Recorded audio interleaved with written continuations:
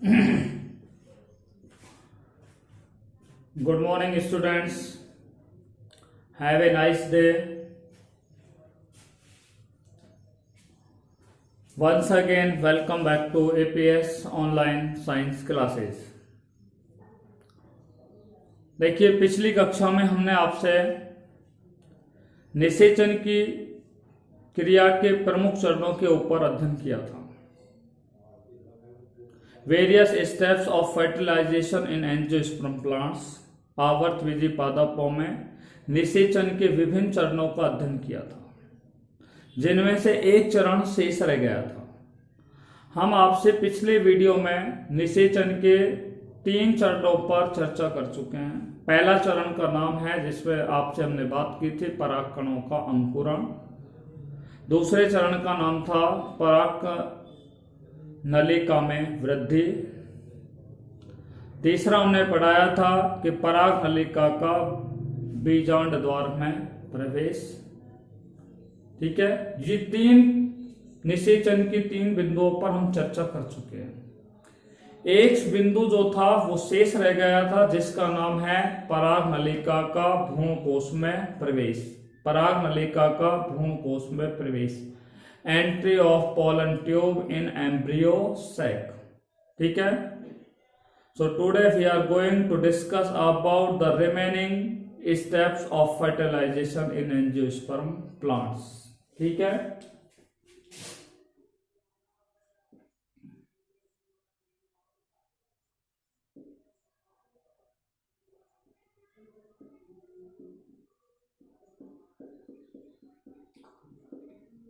हम आपसे बात कर रहे थे कि निषेचन की जो क्रिया होती है, निषेचन की क्रिया के प्रमुख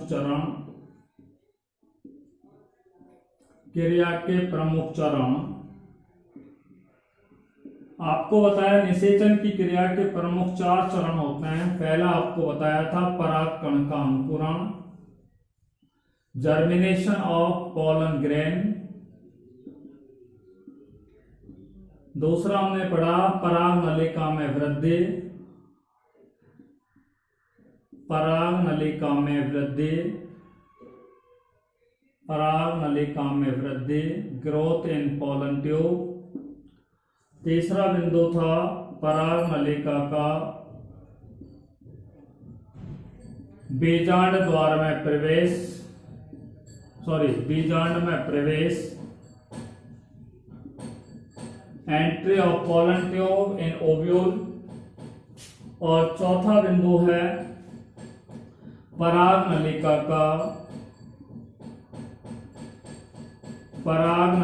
का भ्रूण कोश में प्रवेश, भ्रूण कोश में प्रवेश।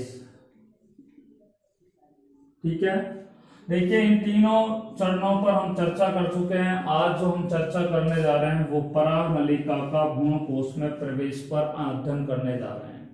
Entry of pollen tube in embryo sac. देखिए, पराग नलिका जो होती है वो सदैव भ्रूण कोश में, पराग नलिका जो होती है वो सदैव भ्रूण कोश में बीजांड द्वार वाले छोर से क्या करती है? प्रवेश करती है। किससे प्रवेश करती है? बीजांड द्वार वाले छोर से प्रवेश करती है। जैसे मैं आपको एक डायग्राम यहाँ पे दिखा रहा हूं एक बार।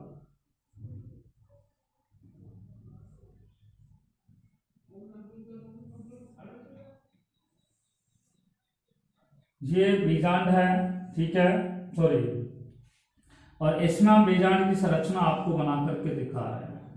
ठीक है,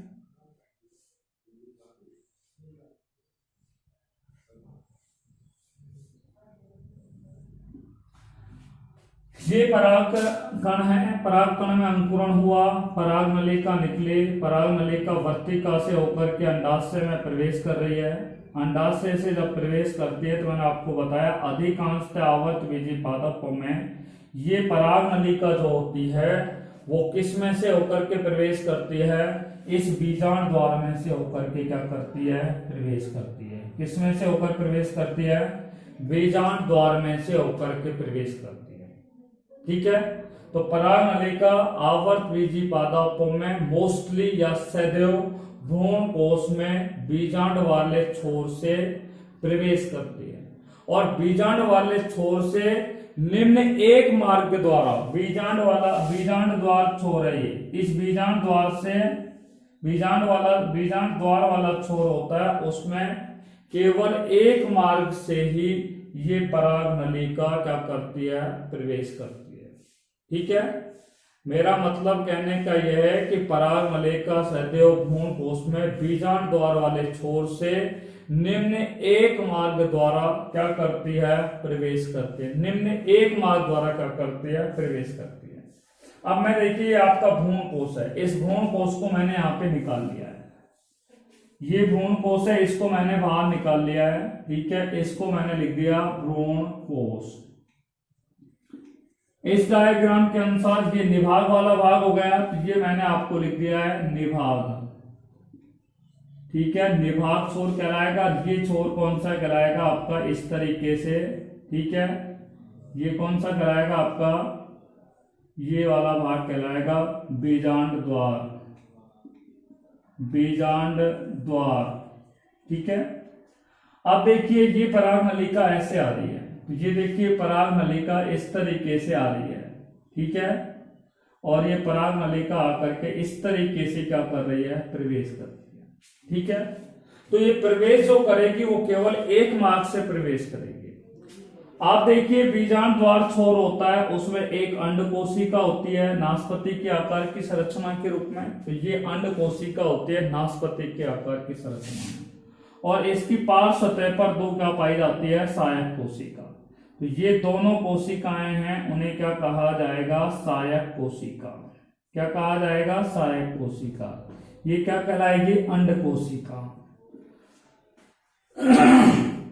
दो सहायक कोशिकाएं, एक अंड कोशिका है। तो आपको बता दें, इनमें से बीजांड द्वार वाले छोर से निम्न एक मार्ग द्वारा, ये आगे जब जाएगी तो निम्न एक मार्ग द्वारा अंदर प्रवेश करेगी। तो पहला पॉइंट हम बात कर रहे हैं, ये कहां से प्रवेश करती है।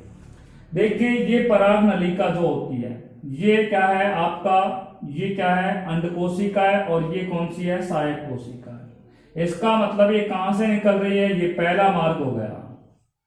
यानी कि आपने देखा, एक बार फिर आपको डायरेक्ट यानी कि साफ डायग्राम यहां पे दिखा रहे हैं। ये अंड कोशिका है और ये कौन सी है, सहायक कोशिका है। ये पराग नलिका आ रही है, ये कौन सी नलिका है, पराग नलिका। पराग नलिका जो होती है वो बीजांड द्वार वाला छोर से ये अंड कोशिका में प्रवेश कर गई, और ये कौन सी है, सहायक कोशिका। ठीक है, अंड कोशिका और सहायक कोशिका के मध्य से क्या करती है, प्रवेश करती है। पराग नलिका जो होती है वो अंड कोशिका और सहायक कोशिका के मध्य से प्रवेश करती है। या तो इस सहायक कोशिका के मध्य से प्रवेश करेगी, या इस सहायक कोशिका के मध्य से प्रवेश करती है। तो बात समझ आ गई कि अंड कोशिका तथा एक सहायक कोशिका के मध्य से पराग नलिका क्या करती है, प्रवेश करती है। ठीक है, पहला बिंदु आ गया समझ में आपके कि पराग नलिका अंड कोशिका एवं सहायक कोशिका के मध्य से, सहायक कोशिका के मध्य से क्या करती है, प्रवेश करती है। पहला मार्ग हो गया, मध्य से प्रवेश करती है। ठीक है, ये पहला बिंदु हो गया। मैंने आपको बताया निम्न मार्ग के द्वारा प्रवेश करते हैं, निम्न एक मार्ग के द्वारा। तो या तो ये मार्ग हो सकता है, पराग नलिका अंड कोशिका और सहायक कोशिकाओं के मध्य से क्या कर सकती है, प्रवेश कर सकती है। या फिर किस तरीके से प्रवेश करेगी, ध्यान से सुनना। देखिए ये दूसरा मैं डायग्राम आपको वापस बता रहा हूं। ये आपका भ्रूण कोश है, इसमें ये सहायक कोश, ये अंड कोशिका है, अंड कोशिका। ये कौन सी है, सहायक कोशिका। ये इनके पास सतह पर दूसरी सहायक कोशिका है। ठीक है, ये पराग नलिका ऐसे आती, देखो इस तरीके से। ठीक है, इस तरीके से आई, किसके सहारे सहारे आ रही है, भ्रूण कोश की भित्ति। ठीक है, भ्रूण कोश की ये भित्ति है, देखिए इस तरीके से भ्रूण कोश की भित्ति के सहारे सहारे आ रही है। ठीक है, भ्रूण कोश की भित्ति तथा एक सहायक कोशिका के माध्यम से क्या करती है, प्रवेश करती है। इधर से आ रही है तो ए यानी कि इस तरीके से प्रवेश करेगी, यानी कि ये इस तरीके से यहां क्या कर जाएगी, प्रवेश कर जाएगी। यानी कि ये दूसरा मार्ग है, यानी कि पराग नलिका जो होती है वो भ्रूण कोश की भित्ति, ये भ्रूण कोश की भित्ति है, भ्रूण कोश की भित्ति तथा एक सहायक कोशिका के माध्यम से क्या करती है, या एक सहायक कोशिका के मध्य से प्रवेश करेगी। तो एक सहायक कोशिका है, इस सहायक कोशिका का ये मध्य भाग है, इस मध्य भाग से क्या कर जाती है, प्रवेश कर जाती है। तो पराग नलिका जो होती है वो भ्रूण कोश की भित्ति, भ्रूण कोश की भित्ति तथा सहायक कोशिका के मध्य से क्या करती है, प्रवेश करती है। पहला बिंदु मैंने बताया कि पराग नलिका अंड कोशिका एवं सहायक कोशिका के मध्य से प्रवेश करती है। दूसरा पॉइंट हमने आपको बताया पराग नलिका जो होती है वो भ्रूण कोश की भित्ति तथा सहायक कोशिकाओं के मध्य से क्या करती है, प्रवेश करती है। और तीसरा मैं आपको बता रहा हूं पराग नलिका जो होती है वो सहायक कोशिकाओं को भेदते हुए क्या होती है, निकल जाती है। ठीक है, पराग नलिका जो होती है वो सहायक कोशिकाओं को भेदते हुए क्या कर जाती है, निकल जाती है या प्रवेश कर जाती है। क्लियर बात है। यानी कि पराग नलिका जो होती है वो भ्रूण कोश में बीजांड द्वार वाले छोर से निम्न एक मार्ग के द्वारा प्रवेश करती है, जिनमें पहला मार्ग आपको बता दिया पराग नलिका अंड कोशिका एवं सहायक कोशिका के माध्यम से प्रवेश करती है। दूसरा मैंने बता दिया कि पराग नलिका भ्रूण कोश की भित्ति तथा सहायक कोशिकाओं के मध्य से प्रवेश करता है। और तीसरा हमने बताया कि पराग नलिका जो होती है वो एक सहायक कोशिका को भेदते हुए क्या हो जाती है, निकल जाती है। एक सहायक कोशिका को भेदते हुए क्या है, निकल जाती है। अब हम बात करते हैं कि पराग नलिका का भ्रूण कोश में प्रवेश के प्रमुख चरण। अगले बिंदु पर हम बात कर रहे हैं पराग नलिका का भ्रूण कोश में प्रवेश के प्रमुख चरण।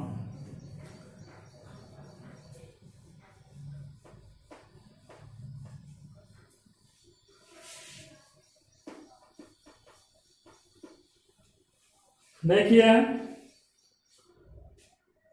पराग नलिका का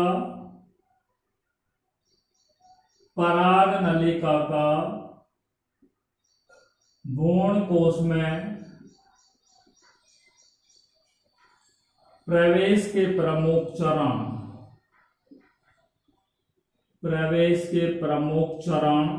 eminent steps of entry of pollen tube into embryo set.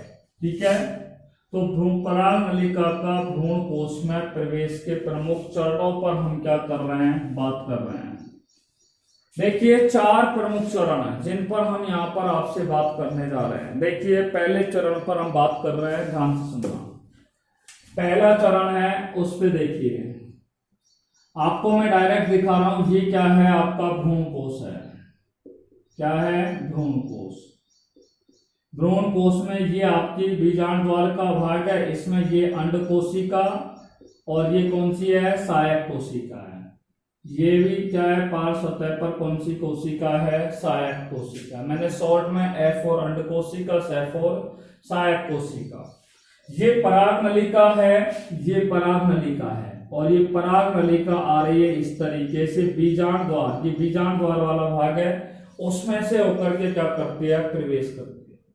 तो जब ये भ्रूण कोश में पराग नलिका जैसे ही भ्रूण कोश में प्रवेश करने वाली होती है, जैसे ही पराग नलिका, ये पराग नलिका है और ये क्या है, भ्रूण कोश है, इस भ्रूण कोश में जैसे ही क्या करने वाली होती है, प्रवेश करने वाली होती है, तो आपने देखा कि भ्रूण कोश में 2 सहायक कोशिकाएं होती हैं, उनमें से एक सहायक कोशिका क्या हो जाती है, अपरासित हो जाती है।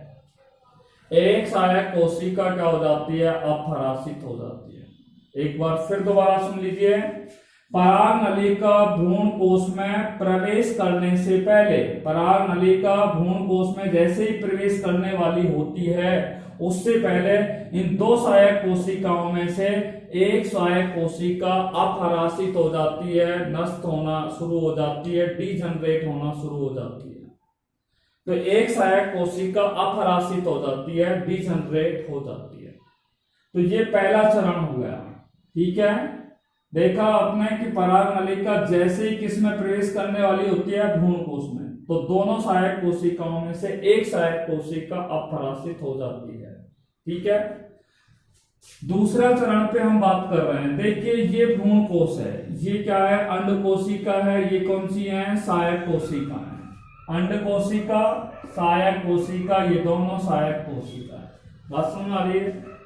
सहायक कोशिका के बीच में से, ठीक है, ये पराग नलिका है और ये पराग नलिका जैसे ही सहायक कोशिका के बीच में से क्या करती है, प्रवेश करती है।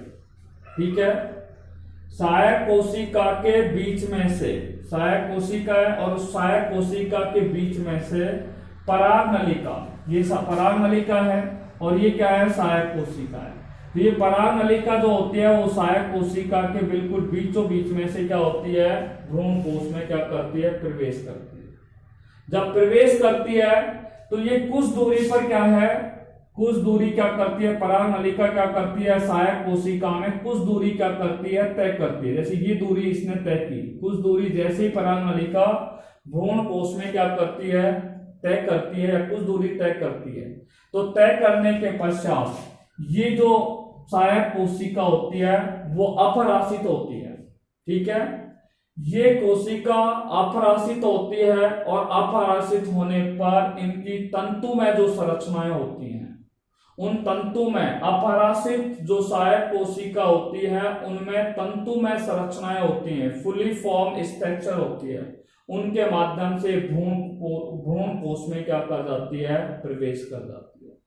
एक बार फिर दोबारा सुन लीजिए, ये पराग नलिका है और पराग नलिका किसमें से होकर के प्रवेश कर रही है, सहायक कोशिका के बीचों बीच में से प्रवेश करती है। ठीक है, तो बीचों बीच में से प्रवेश किया और प्रवेश करने के बाद जैसे ही पराग नलिका सहायक कोशिका के अंदर कुछ दूरी अंदर प्रवेश कर जाती है, यानी कि कुछ दूरी तक पराग नलिका सहायक कोशिका के अंदर प्रवेश कर जाती है, तो प्रवेश करने के पश्चात ये सहायक कोशिका क्या हो जाती है, अपरासित हो जाती है।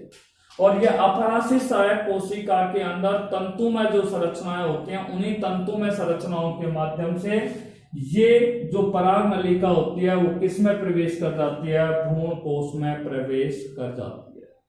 दूसरा बिंदु आपका समझ में आ गया होगा। तीसरा बिंदु है जिस पर हम आपसे बात कर रहे हैं, ध्यान से सुनना। ठीक है, ये भ्रूण कोश है, ये अंड कोशिका है, ये सहायक कोशिकाएं हैं। ठीक है, देखिए ये पराग नलिका है, ठीक है, और ये पराग नलिका क्या कर रही है, भ्रूण कोश के अंदर, ठीक है, भ्रूण कोश के अंदर क्या कर रही है, प्रवेश कर रही है। और जैसे ये क्या है, सहायक कोशिका के मध्य में से क्या होती है, प्रवेश करती है। और जैसे ये पराग नलिका सहायक कोशिका के कहां पे पहुंच जाती है, कोशिका द्रव में पहुंच जाती है। सहायक कोशिका के कोशिका द्रव में पहुंचते ही तो ये अपरासित जो होती है, मैंने आपको बोला अभी यहाँ पे कि अपरासित जो सहायक कोशिका के अंदर तंतु में संरचना होती है, वही तंतु में संरचना इस पराग नलिका को भ्रूण कोश में प्रवेश कराने में क्या होती है, सहायक होती है। तो यहाँ पे जैसे ये कोशिका के मध्य में पराग नलिका पहुंचेगी, कौन सी कोशिका के मध्य में, सहायक कोशिका के मध्य में पराग नलिका जैसे ही पहुंचेगी, तो पहुंचने के पश्चात आपको बता दूं, पराग नलिका का जो शीर्ष भाग होता है, ये पराग नलिका है, इसका ये शीर्ष भाग होता है, इस शीर्ष भाग पर क्या हो जाता है, छिद्र हो जाता है। और छिद्र होने पर इन्हीं छिद्रों के माध्यम से इस पराग नलिका में स्थित दो जो नर युग्मक होते हैं, वो नर युग्मक क्या हो जाते हैं, भ्रूण कोश से, यानी कि भ्रूण कोश में आ जाते हैं, या ये दोनों नर युग्मक होते हैं वो पराग नलिका से क्या आ जाते हैं, बाहर निकल जाते हैं या बाहर आ जाते हैं। तीसरा पॉइंट आपके समझ में आ गया होगा, थर्ड वन पॉइंट। चौथा पॉइंट आपसे हम बात करने जा रहे हैं कि चौथा बिंदु क्या है। ठीक है, चौथा बिंदु हम आपको बता रहे हैं कि ये क्या है, आपका भ्रूण कोश है, भ्रूण कोश में ये अंड कोशिका, ये सहायक कोशिका है। पराग नलिका जैसे ही सहायक कोशिकाओं में प्रवेश करती है, तो मैं इसी को भी रिपीट कर रहा हूं, इस वाले को भी रिपीट कर रहा हूं। तो पराग नलिका जैसे ही सहायक कोशिकाओं में प्रवेश करती है और प्रवेश करने के पश्चात कुछ दूरी, जैसे ही पराग नलिका यहाँ पे प्रवेश करती है तो ये सहायक कोशिका अपराशित होती है और अपराशित सहायक कोशिका के अंदर तंतु में जो संरचना होती है वही तंतु में संरचना पराग नलिका को भ्रूण कोश में प्रवेश कराने में सहायक होती है। दूसरा पॉइंट मैं इसकी बात कर रहा हूं कि जैसे ही सहायक कोशिका, जैसे ही पराग नलिका सहायक कोशिका के कोशिका द्रव में प्रवेश करती है तो पराग नलिका का जो शीर्ष भाग होता है उसमें छिद्र क्या हो जाते हैं, विकसित हो जाते हैं और इन छिद्रों से पराग नलिका में स्थित नर युग्मक क्या हो जाते हैं, बाहर आ जाते हैं। क्लियर बात है। प्रथम नर युग्मक जो होते हैं, देखिए ये प्रथम नर युग्मक है, प्रथम नर युग्मक होता है, फर्स्ट मेल गैमेट होता है। ये फर्स्ट नर युग्मक जो होता है वो अंड कोशिका तक, प्रथम नर युग्मक जो होते हैं वो अंड कोशिका तक, ठीक है, या अंड कोशिका के पास सहजता से क्या है, पहुंच जाते हैं। प्रथम नर युग्मक जो होते हैं वो अंड कोशिका के पास आसानी से या सहजता से इजी गोइंग में क्या हो जाते हैं, पहुंच जाते हैं। कहने का मतलब है ये नर युग्मक है पहला, ये नर युग्मक आसानी से यहाँ पर पहुंच जाता है। परंतु द्वितीय जो नर युग्मक होता है, द्वितीयक नर युग्मक, ये द्वितीयक नर युग्मक है, सेकंड मेल गैमेट है। ये सेकंड मेल गैमेट जो होता है ये क्या है कि जब द्वितीय केंद्रक के पास पहुंचता है तो द्वितीय केंद्रक यहाँ पे होता है, तो यहाँ से द्वितीय केंद्रक के पास पहुंचता है ये द्वितीय नर युग्मक, तो ये क्या करता है, इस द्वितीयक नर युग्मक पर, द्वितीयक केंद्रक तक ये द्वितीयक नर युग्मक पहुंचता है तो ये द्वितीयक नर युग्मक कौन सी गति करता है, अमीबीय गति करता है। कहने का मतलब आप समझ लीजिए कि प्रथम नर युग्मक अंड कोशिका तक आसानी से इजीली रूप में या सहजता से पहुंच जाता है, परंतु द्वितीय नर युग्मक जो होता है वो अमीबीय गति के द्वारा, अमीबॉइड मूवमेंट के माध्यम से द्वितीय केंद्रक तक क्या है, पहुंच जाते हैं। किस तक पहुंच जाते हैं, द्वितीय केंद्रक तक क्या हो जाते हैं, पहुंच जाते हैं। एक बार हमने चारों पॉइंट आपको रिपीट कर दिए हैं, एक बार फिर हम आपको दोबारा से इन पर बात कर रहे हैं, ध्यान से सुनिए। पराग नलिका का भ्रूण कोश में प्रवेश के प्रमुख चरण। पराग नलिका भ्रूण कोश में, पराग नलिका भ्रूण कोश में प्रवेश करने से पूर्व सहायक कोशिका क्या हो जाती है, दो सहायक कोशिकाओं में से एक सहायक कोशिका अपराशित हो जाती है। दूसरा बिंदु मैंने बताया कि पराग नलिका सहायक कोशिका के मध्य में से प्रवेश करने के पश्चात कुछ दूरी तय करने के बाद ये सहायक कोशिका अपराशित हो जाती है और ये अपराशित जो सहायक कोशिका होती है उसमें तंतुनुमा जो संरचना होती है, फिलीफॉर्म स्ट्रक्चर होते हैं, उनकी सहायता से पराग नलिका भ्रूण कोश में प्रवेश कर जाती है। तीसरा बिंदु मैंने आपको बताया कि पराग नलिका भ्रूण कोश में सहायक कोशिका के कोशिका द्रव में पहुंचने के पश्चात पराग नलिका सहायक कोशिका के कोशिका द्रव के मध्य में पहुंचने के पश्चात पराग नलिका का जो शीर्ष भाग होता है उस पर क्या बन जाते हैं, छिद्र बन जाते हैं, छिद्र विकसित हो जाते हैं। इन्हीं छिद्रों के माध्यम से ये दोनों नर युग्मक होते हैं वो बाहर निकल जाते हैं या बाहर आ जाते हैं। चौथा मैंने बिंदु बताया था कि जो नर युग्मक होते हैं पराग नलिका में, आपको मालूम है दो नर युग्मक होते हैं। एक नर युग्मक जब किसमें प्रवेश करता है, एक नर युग्मक जब अंड कोशिका के पास, एक नर युग्मक जो होता है वो अंड कोशिका के पास आसानी से सहजता से पहुंच जाता है, परंतु द्वितीयक नर युग्मक जो होता है वो द्वितीयक केंद्रक के पास अमीबीय गति के माध्यम से क्या है, पहुंचता है। ये क्या हो गए हमारे पराग नलिका का भ्रूण कोश में प्रवेश के प्रमुख चरण हो गए। ठीक है, इसी के साथ हमारा जो निषेचन की क्रिया के प्रमुख जो चरण थे वो पूरे हो गए। निषेचन की क्रिया के 4 प्रमुख चरण होते हैं। पहला आपको बता दिया पराग कणों में अंकुरण, दूसरा मैंने आपको बताया पराग नलिका में वृद्धि, तीसरा आपको बताया पराग नलिका का बीजांड में प्रवेश, चौथा आपको बता दिया पराग नलिका में भ्रूण कोश, पराग नलिका का भ्रूण कोश में प्रवेश, entry of pollen tube in embryo sac. ठीक है, देखिए अब हम आज का जो नेक्स्ट टॉपिक पढ़ने जा रहे हैं उस पे, वो एक बहुत ही इंपॉर्टेंट टॉपिक है, बोर्ड की परीक्षा की दृष्टि से एक बहुत ही अच्छा क्वेश्चन है। जो कई बार बोर्ड एग्जाम्स में पूछा जाता है खास तौर से। देखिए उस पर हम आपसे बात कर रहे हैं। ये एक टॉपिक जो है एक बहुत ही इंटरेस्टेड टॉपिक है जिस पर आज हम आपसे बात करेंगे। देखिए आज का हमारा जो टॉपिक है वो है द्वितीय निषेचन या द्विनिषेचन। द्विनिषेचन एवं त्रिसंलयन एवं त्रिसंलयन। त्रिसंलयन, double fertilization and triple fusion. Double fertilization and triple fusion, FUSION। ये आज का हमारा क्या है एक दूसरा टॉपिक है जिस पर हम आपसे क्या है चर्चा करने जा रहे हैं। देखिए द्विनिषेचन और त्रिसंलयन, इस बिंदु पर हम आज आपसे बात करेंगे। बोर्ड की परीक्षा की दृष्टि से एक बहुत ही इंपॉर्टेंट क्या है ये एक टॉपिक है, ठीक है। देखिए द्विनिषेचन और त्रिसंलयन ये आज का एक महत्वपूर्ण टॉपिक है।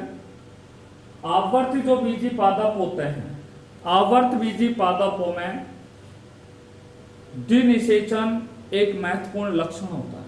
हम कह सकते हैं कि द्विनिषेचन आवर्त बीजी पादपों का एक महत्वपूर्ण लक्षण है, ठीक है। कैसा लक्षण है? एक महत्वपूर्ण लक्षण है। सबसे पहले 1898 ईस्वी के अंदर 1898 के अंदर 1898 के अंदर एक वैज्ञानिक थे जिनका नाम था नावा सचिन।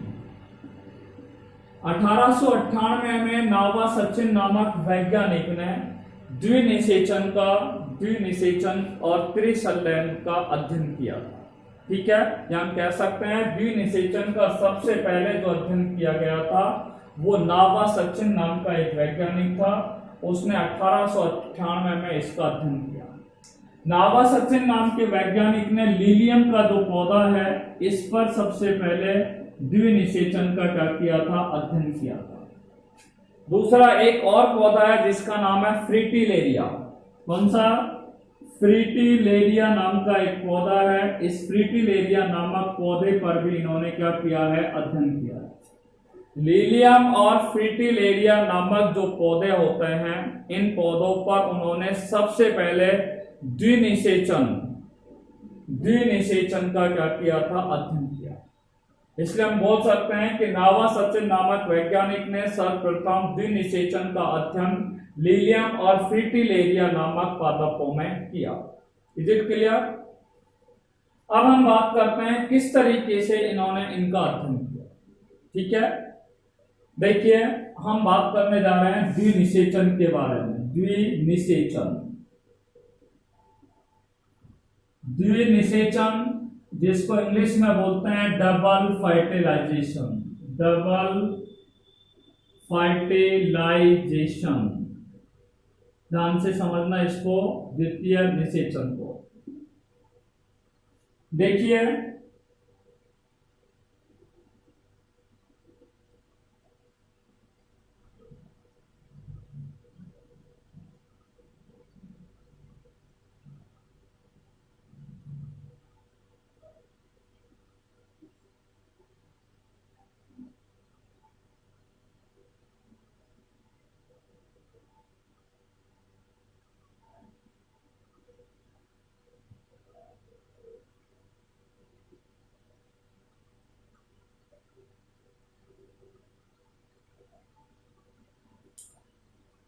परागण की क्रिया द्वारा परागकण जो होता है वो वर्तिकाग्र पर स्थानांतरित हो जाते हैं। तत्पश्चात परागकण में अंकुरण होता है।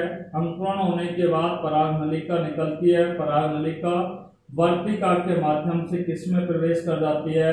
अंडाशय में प्रवेश कर जाती है, ठीक है।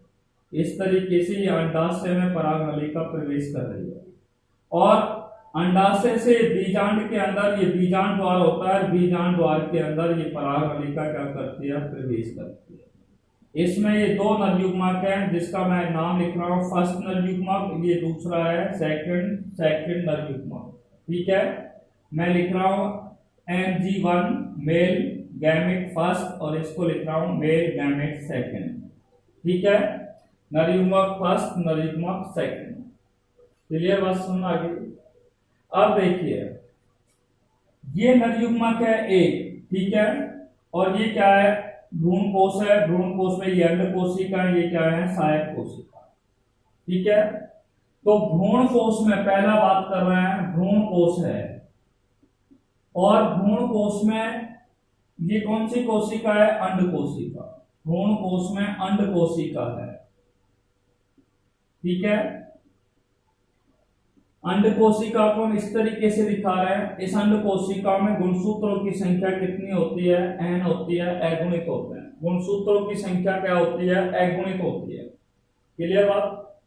ये अंड कोशिका क्या काम करती है, प्रथम नर युग्मक पराग नलिका जैसे ही भ्रूण कोश में प्रवेश कर जाएगी, तो मैंने अभी आपको एक टॉपिक पढ़ाया था निषेचन की क्रिया के अंदर कि पराग नलिका का भ्रूण कोश में प्रवेश, और उसमें मैंने आपको प्रवेश के प्रमुख चरण पढ़ाया। उस चरण में मैंने आपको बताया प्रथम नर युग्मक जो होता है वो अंड कोशिका के पास आसानी से क्या हो जाता है, प्रथम नर युग्मक जो होता है वो अंड कोशिका के पास आसानी से क्या होता है, पहुंच जाता है।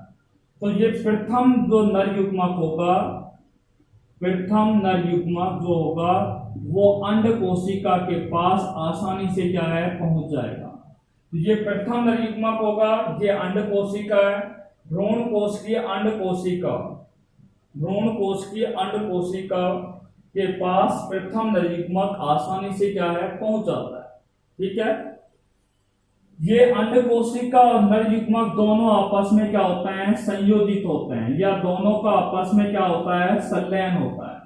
ठीक है, अंड कोशिका, ये नर युग्मक, अंड कोशिका और ये क्या है, नर युग्मक, ये दोनों आपस में क्या होते हैं, संयोजित होते हैं, संलयन की क्रिया होती है। जब ये दोनों आपस में संलयित होते हैं, संलयित का मतलब ये दोनों आपस में मिल जाते हैं, दोनों का जो जीव द्रव होता है, कोशिका द्रव होता है, केंद्रक होता है, वो आपस में क्या हो जाता है, मिक्सअप हो जाते हैं, मिल जाते हैं, संलयित हो जाते हैं, संयोजित हो जाते हैं, जुड़ जाते हैं। ठीक है, कंबाइंड हो जाते हैं। तो ये दोनों जब आपस में जुड़ जाते हैं तो एक देखिए यहाँ पे अंड कोशिका है ये, और ये क्या है, प्रथम नर युग्मक है, प्रथम नर युग्मक, और ये दोनों अगुणित अवस्था में है। तो यहाँ पे एक द्विगुणित संरचना का निर्माण होता है जिसे क्या कहा जाता है, युग्मनज कहा जाता है।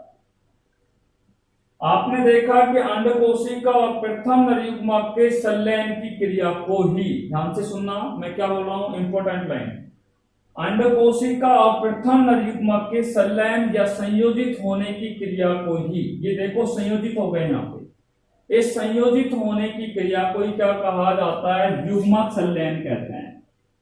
क्या कहते हैं, युग्मक संलयन कहते हैं। पहला पॉइंट आपको समझ आ गया। इसे युग्मक संलयन, युग्मक संलयन को गैमेट फ्यूजन के नाम से जाना जाता है।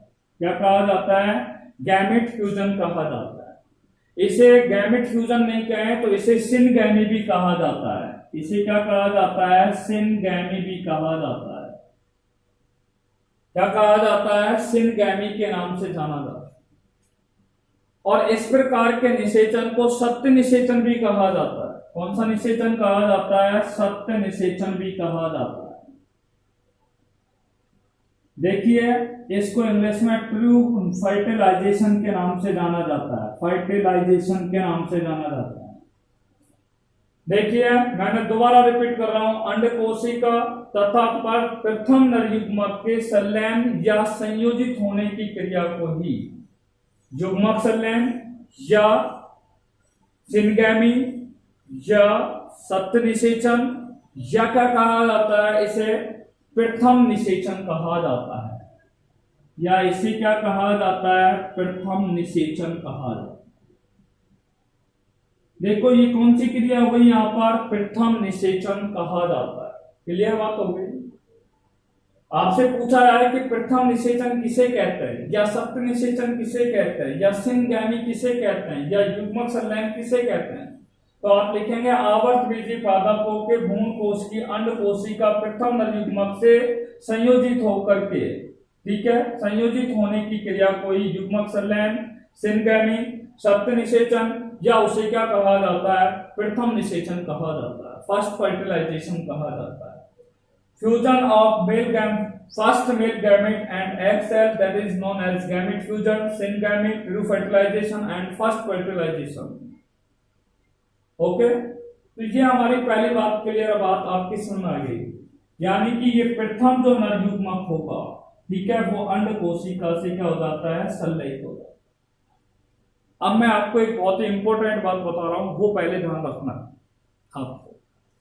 ये प्रथम निषेचन होने से पहले, ठीक है, आवर्तबीजी पादपों में प्रथम निषेचन होने से पहले, फर्स्ट फर्टिलाइजेशन होने से पहले ज्यादातर क्या होता है, त्रिसंलयन की क्रिया होती है। अब त्रिसंलयन क्या है वो मैं आपको बता रहा हूं पहले, ठीक है। देखो त्रिसंलयन क्या है उस पर हम बात कर रहे हैं, ठीक है। देखो आपको मैं, देखो ये भ्रूण कोश है, ये भ्रूण कोश को आपको दिखाई दे रहा होगा, ये भ्रूण कोश है, और भ्रूण कोश के अंदर ये अंड कोशिका होती है, ये सहायक कोशिकाएं होती है।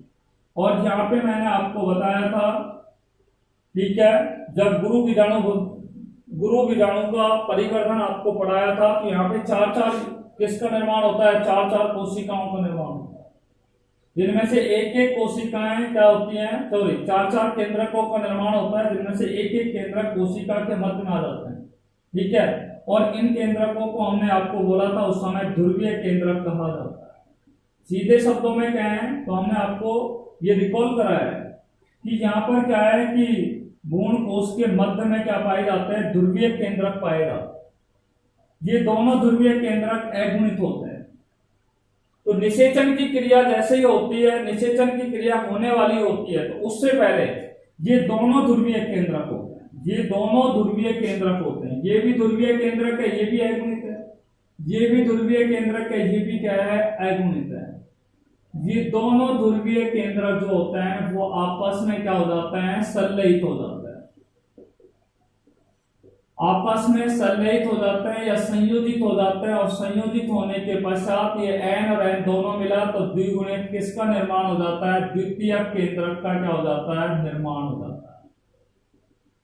किसका निर्माण हो जाता है, द्वितीयक केंद्रक का निर्माण। तो यहां पर आपने देखा संलयन हो गया एक, ठीक है, एक बार संलयन यहां पर हो गया, दूसरा संलयन यहां पे हो गया। तो अब मैं दूसरे बिंदु पर आपको बात करना जा रहा हूं कि ये देखिए भ्रूण कोश में क्या है, द्वितीयक क्या है, द्वितीयक केंद्रक है। भ्रूण कोश में क्या है भैया, दूसरे बिंदु पर बात कर रहे हैं, भ्रूण कोश में द्वितीयक केंद्रक होता है। कौन सा केंद्रक होता है, द्वितीयक केंद्रक, सेकेंडरी न्यूक्लियस होता है। कौन सा न्यूक्लियस होता है, सेकेंडरी न्यूक्लियस होता है, ठीक है। ये द्वितीयक न्यूक्लियस में गुणसूत्रों की संख्या द्विगुणित होती है। द्वितीयक केंद्रक में गुणसूत्रों की संख्या कितनी होती है, द्विगुणित होती है। क्लियर बात आ गई। ये द्वितीयक केंद्रक क्या काम करता है, ये द्वितीयक नर युग्मक होगा, किसमें, पराग नलिका में। पराग नलिका में स्थित द्वितीयक नर युग्मक जो होता है, द्वितीयक नर युग्मक, देखो द्वितीयक केंद्रक का हमने डायग्राम ये बना दिया है, और द्वितीयक केंद्रक का डायग्राम ये रहा, द्वितीयक नर युग्मक ये रहा। द्वितीयक नर युग्मक में गुणसूत्रों की संख्या क्या होती है, एन होती है, ठीक है। तत्पश्चात क्या होता है, भ्रूण कोश का द्वितीयक केंद्रक और द्वितीयक नर युग्मक ये दोनों आपस में क्या होते हैं, संलयित होते हैं, आपस में क्या होते हैं, संलयित होते हैं। जब दोनों संलयित होते हैं तो यहां पर आप देखिए एक विशेष प्रकार की संरचना का निर्माण होता है, जिसे प्राथमिक भ्रूण कोश केंद्रक कहा जाता है। प्राथमिक भ्रूण कोश केंद्रक इसे कहा जाता है। भ्रूण कोश, कोश नहीं बोल रहे हैं आप, भ्रूण कोश, इसका ध्यान रखना। भ्रूण कोश केंद्रक का निर्माण हो रहा है। प्राइमरी एंडोस्पर्म न्यूक्लियस का क्या होता है, निर्माण होता है। प्राइमरी भ्रूण कोश केंद्रक को बोलते हैं प्राइमरी एंडोस्पर्म न्यूक्लियस का निर्माण होता है। यहाँ पे गुणसूत्रों की संख्या n है, यहाँ पर 2n है, 2n प्लस n बराबर कितना हो गया 3 है। यानी कि प्राथमिक भ्रूण कोश केंद्रक जो होते हैं वो कैसे होते हैं, त्रिगुणित होते हैं। और इसी क्रिया को हम क्या कहते हैं, इसी क्रिया को क्या कहा जाता है, त्रिक संलयन कहा जाता है, या इस प्रक्रिया को क्या कहा जाता है, त्रिक संलयन। त्रिक संलयन के नाम से उसे जाना जाता है, या इसे त्रिसंलयन बोल सकते हैं। इंग्लिश में इसे ट्रिपल फ्यूजन के नाम से जाना जाता है।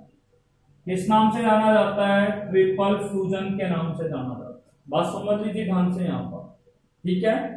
और क्योंकि इसमें 3 जो केंद्रक होते हैं, 3 केंद्रक होते हैं, वो आपस में क्या होते हैं, संलयित होते हैं। देखो 3 केंद्रक कैसे हो गए, 2 तो ये ध्रुवीय केंद्रक हो गए, दोनों ये जुड़ गए तो द्विगुणित हो गए, ठीक है। तो 2 केंद्रक पे ये जुड़ गए, और एक केंद्रक द्वितीयक नरयुग्मक का हो गया, तो द्वितीयक केंद्रक और द्वितीयक नरयुग्मक के तीनों के केंद्रक आपस में मिलते हैं, तो प्राथमिक भ्रूण कोश केंद्रक का क्या हो जाता है, निर्माण हो जाता है। और प्राथमिक भ्रूण कोश केंद्रक कैसा होता है, त्रिगुणित तो होता है। कैसा होता है, ट्रिप्लॉइड होता है। क्लियर बात आ गई, ये आपको सुनना आ गया होगा। यहाँ पर कई बार ये भी कहा जाता है कि भ्रूण कोश का द्वितीयक केंद्रक और द्वितीयक नरयुग्मक, ध्यान से सुनना है मैं क्या बोल रहा हूं, भ्रूण कोश का द्वितीयक केंद्रक और द्वितीयक नरयुग्मक दोनों जब आपस में संलयित हो जाते हैं तो इसे क्या कहा जाता है, इसे द्वितीयक निषेचन भी कहा जाता है। इसे कौन सा निषेचन कहा जाता है, द्वितीय निषेचन कहा जाता है। क्या कहा जाता है, इसे कभी कभी द्वितीय निषेचन भी कहा जाता है।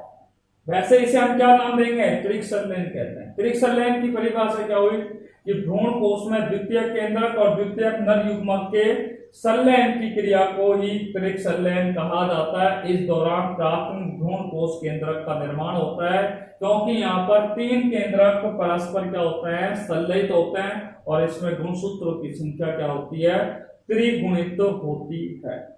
बात सुनना आगे होगी कि यहाँ पे त्रिगुणित संरचना का क्या हो जाएगा, निर्माण हो जाता है। अब आप देखिए द्वितीयक निषेचन की परिभाषा यदि आपसे पूछा जाए तो आप कैसे देखेंगे। देखो हम ऐसे देख सकते हैं, आवर्तबीजी पादपों में युग्मक संलयन बोल सकते हैं या प्रथम निषेचन बोल सकते हैं। आवर्तबीजी पादपों में युग्मक संलयन एवं त्रिसंलयन, युग्मक संलयन एवं त्रिसंलयन की घटना को, युग्मक संलयन एवं त्रिसंलयन की घटना को सम्मिलित रूप से क्या कहा जाता है, द्वितीय निषेचन कहा जाता है। एक बार फिर सुन लीजिए, ठीक है। ये तो संपूर्ण प्रक्रिया हो गई, हमने ये तो प्रोसीजर बता दिया। अगर परिभाषा निकालने तो हम कैसे दे रहे हैं कि आवर्तबीजी पादपों में युग्मक संलयन तथा त्रिसंलयन की घटना को सम्मिलित रूप में क्या कहा जाता है, द्विनिषेचन कहा जाता है, ठीक है। The event of combination of gamete fusion and triple fusion, that is known as double fertilization in angiosperm plant. आवर्तबीजी पादपों में युग्मक संलयन एवं त्रिसंलयन की घटना को सम्मिलित रूप से क्या कहा जाता है, द्वितीय निषेचन कहा जाता है। और त्रिक संलयन की परिभाषा देना हो तो आप कैसे देंगे कि भ्रूण कोश का द्वितीयक केंद्रक द्वितीयक नरयुग्मक से संलयित होने की क्रिया को ही त्रिक संलयन कहते हैं। इस दौरान प्राथमिक भ्रूण कोश केंद्रक का निर्माण होता है, ठीक है, जो परिवर्तित भ्रूण को आगे चल करके पोषण प्रदान करने का क्या करता है, कार्य करता है। द्वितीय निषेचन और त्रिसंलयन को मैं एक बार फिर शॉर्टली आपको बताने जा रहा हूं। देखिए भ्रूण कोश की अंडकोशिका और प्रथम नरयुग्मक के संलयन की क्रिया को युग्मक संलयन, सिनगैमी, सत्य निषेचन या प्रथम निषेचन कहते हैं। तत्पश्चात भ्रूण कोश की द्वितीयक केंद्रक, द्वितीयक नरयुग्मक, ठीक है, भ्रूण कोश का द्वितीयक केंद्रक और द्वितीयक नरयुग्मक संलयित होकर के किसका निर्माण करता है, प्राथमिक भ्रूण कोश केंद्रक का निर्माण करते हैं, जिसे त्रिक संलयन कहते हैं। द्वितीय निषेचन की परिभाषा, आवर्तबीजी पादपों में युग्मक संलयन और त्रिसंलयन कि घटना को सम्मिलित रूप से क्या कहा जाता है? द्वितीय निषेचन कहा जाता है। Is it clear? यहां तक आपकी सभी की ये बातें समझ में आ गई होगी। मैंने आपको एक बात ध्यान से बोली थी और वो एक बार फिर दोबारा से मैं रिपीट कर रहा हूं कि प्रथम निषेचन, सत्य निषेचन या युग्मक संलयन की क्रिया से पूर्व, ध्यान से सुनना, युग्मक संलयन, सत्य निषेचन या प्रथम निषेचन की क्रिया से पूर्व त्रिक संलयन आवर्त विधि पादपों में होता है, तत्पश्चात प्रथम निषेचन की क्रिया होती है। आपको बता दें, निषेचन और परागण की जो अवधि होती है उनके बीच का जो अंतराल होता है, आवर्त विधि पादपों में परागण एवं परागण एवं निषेचन के मध्य का अंतराल 2 घंटे से लेकर के 25 घंटे तक हो सकता है। 2 घंटे से लेकर के कितने घंटे तक हो सकता है? 25 घंटे तक हो सकता है। ठीक है, किन किन में अंतर है? परागण से लेकर के परागण और निषेचन की क्रिया के मध्य, परागण और निषेचन की क्रिया के मध्य कितने घंटे का अंतराल होता है? कितने समय का अंतर होता है? 2 से लेकर के 25 घंटे का क्या होता है? अंतर होता है। देखिए, अगले वीडियो के अंदर या अगली क्लास में जो हम अध्ययन करेंगे वो द्विनिषेचन के महत्व पर अध्ययन करेंगे। द्विनिषेचन के महत्व का पर आपसे चर्चा करेंगे। सिग्निफिकेंस ऑफ डबल फर्टिलाइजेशन, यानी कि द्विनिषेचन का आवर्त विधि पादपों में क्या महत्व है। ठीक है, what is the importance of double fertilization. If you have any problem you will comment, ठीक है, and you will ask me any question freely without any hesitation. Thank you very much.